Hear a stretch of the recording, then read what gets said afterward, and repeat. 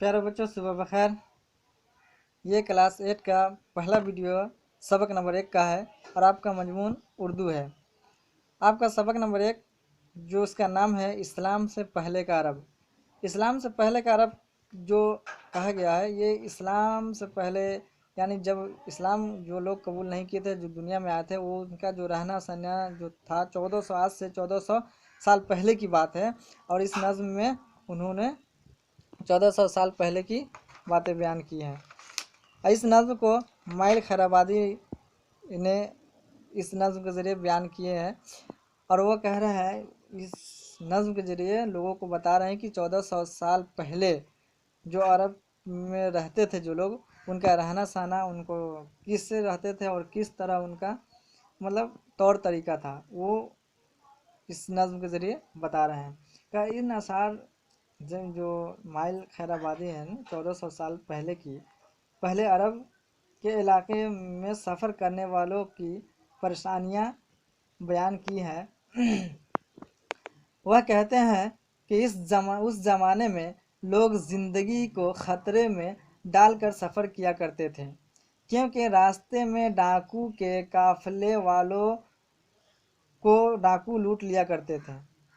कहीं बयाबां जंगलों और रेगिस्तानों से गुजरना पड़ता था।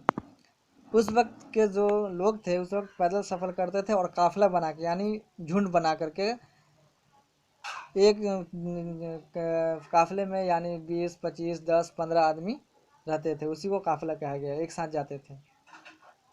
तो कहीं ऊंचे ऊंचे पहाड़ों पत्थर पेड़ पर चढ़कर, कभी पहाड़ों से उतरकर नीची घाटियों को पार करना होता था, तो कहीं जंगली जानवरों की गुफाएं और गड्ढे होते।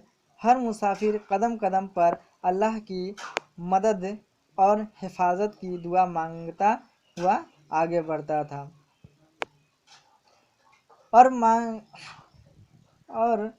माइल खैराबादी ने 1400 साल पहले नबी कि जब इस दुनिया में नहीं आए थे तब का ये वाक़या बयान किए हुए हैं।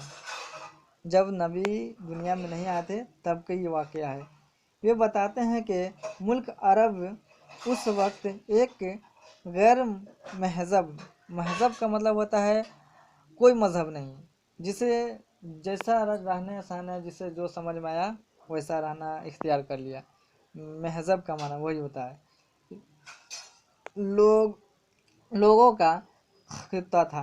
गैर महजब लोगों का खित्ता था, जहाँ जिसका दिल चाहा घर बना लिया। कबीलों के आपसी लड़ाई झगड़ों की वजह से लोग दूर दूर अपनी बस्तियां बसाते थे और उनके रहन सहन का कोई कायदा कानून नहीं था। सफ़र करना खतरों से खाली नहीं था, क्योंकि हर घड़ी काफिले लूटने वाले डाकुओं का डर लगा हुआ रहता था। ये आपका सब नज़्म के ज़रिए ही बता रहे हैं। लड़ना झगड़ना, कत्ल करना, दूसरों का माल हड़प लेना, शराब पीना, काफिले को लूटना, सूद का काम करना, औरतों के साथ ज़बरदस्ती करना अरब के जाहिलों का रात दिन का ये काम था। क्योंकि वो तो उससे कोई तौर तरीका जानता नहीं था, जिसे जो समझ में आया वो करता था।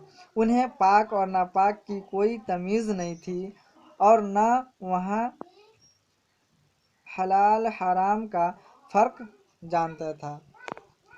लड़कियों को जब लड़की वहाँ पैदा होती तो उसे ज़िंदा दफन कर दिया जाता था, और जिस औरत का शौहर इंतकाल कर जाता था उसका बेटा सौतेली माँ का शौहर बन जाता था। और जिस औरत को लड़की पैदा होती थी तो उस वक्त के ज़माने में उसे मनहूस समझा जाता था। और अपनी जिस औरत की मतलब शौहर मर जाता था, उसका बेटा अपनी सौतेली माँ के शौहर बन जाता था। इतनी बुराइयां उस वक्त में थी। और मूँछों पर फ़ख्र करता था, फ़ख्र के साथ कहते थे कि ہم نے اس بیوہ سہارا عورت کو سہارا دیا۔ یہ جاہلیت کا پہچان ہے۔ یہ تمام برائیاں دور کرنے والا کوئی نہیں، اچھے برے کا فرق بتانے والا کوئی نہیں تھا۔ وہ پتھروں کو، مورتیوں کو اور چاند سورج کو خدا مان کر ان کی پوجا کرتے تھے۔ اس درمیان جاہلیت میں اللہ تعالیٰ نے اپنے محبوب کو یعنی محمد رسول اللہ صلی اللہ تعالی وسلم کو اس دنیا میں بھیجا، جنہوں نے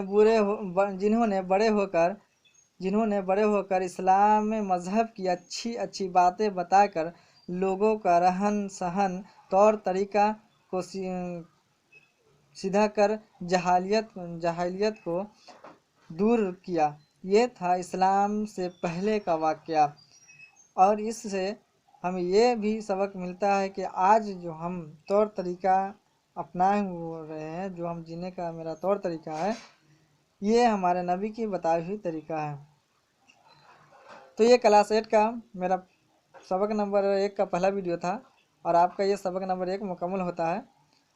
آپ اس نظم کے ذریعے جو شاعر نے سمجھایا، مجھے امید ہے کہ آپ سمجھ گئے ہوں گے۔ تو خدا حافظ، شکریہ۔